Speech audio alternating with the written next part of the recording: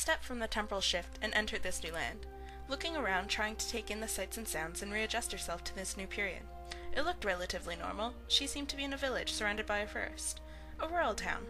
She would stick out like a sore thumb here. Small towns like this always notice strangers. But suddenly, giant purple monkeys burst forth from the trees. Her eyes stared at them in wonder. Where did they come from? They bounded towards the village, swallowing ground in their gigantic leaps. As the first one reached the house furthest from the village center, it pounced upon the roof and started eating the dry wood and straw that made up the hut.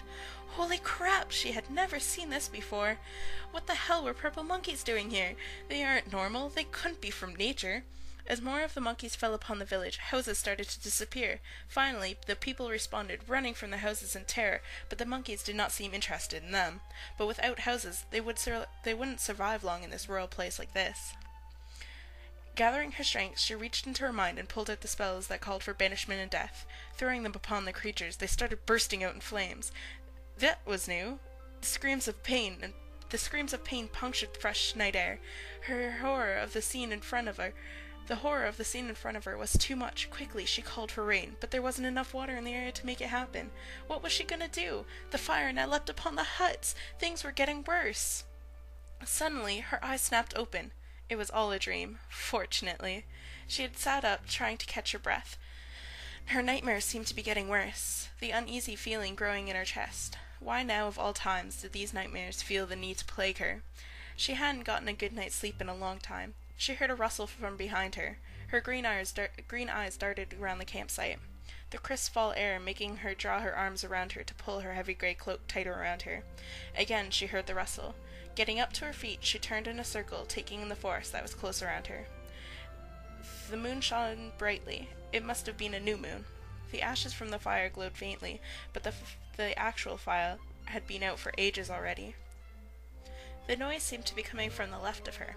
She walked forward slowly, pulling her utilitarian pocket knife from her belt. Preparing herself for the worst, she pulled back the foliage, almost afraid to look. She glanced warily. She didn't see anything. She could have sworn she heard a noise in this general direction. Then she looked down. Sitting there, looking up at her, with the most curious expression, was a blue weasel. Sighing in relief that it was nothing more than a furry creature, she bent down to pet it. The thing seemed docile enough. How did you get down here, little guy? It chirped at her, nudging its head against her hand. Smiling to herself at her previous fright, she shook her head and started to straighten. As she turned from the furry thing, it decided to follow her, and being the sneaky weasel that it was, it scampered up her leg. Jumping in shock, she stood stock still until it rested on her shoulder. I guess you can hang out here for a while if you want. Not like you're very heavy. She turned back to the camp, ready to fall asleep again, but started again. Where she had previously been sleeping was a shadow. It sat there, ignoring her, bundled in a cloak. Her mouth gaped open, trying to find words. She just stared at the person. Obviously, they weren't there to attack, or they would have had already while she'd been sleeping. Defenseless, in the middle of the clearing, in a very creepy forest. Finally, the shadow looked up at her. There was a glint of a smile in the moonlight. Well, are you going to sit down, or would you like to continue to gape at me? She sat down, blinking and a little dazed. She had forgotten about the weasel that jumped off her shoulder as she sat down and resettled into her lap. The man laughed, a fairly light laugh, as she saw the creature make itself comfortable. Wynne just noticed that he had rebuilt the fire, and the glow of warmth washed over her. After warming her toes and her fingers, her attention turned back to the stranger. He was staring at her still. Hi. She looked around nervously. He chuckled again, sticking his hand out. Hi, I'm William. Taking his hand gently, she responded a little stiffly. Wynne. The blue weasel chose that moment to speak up. It chattered almost conversationally at William.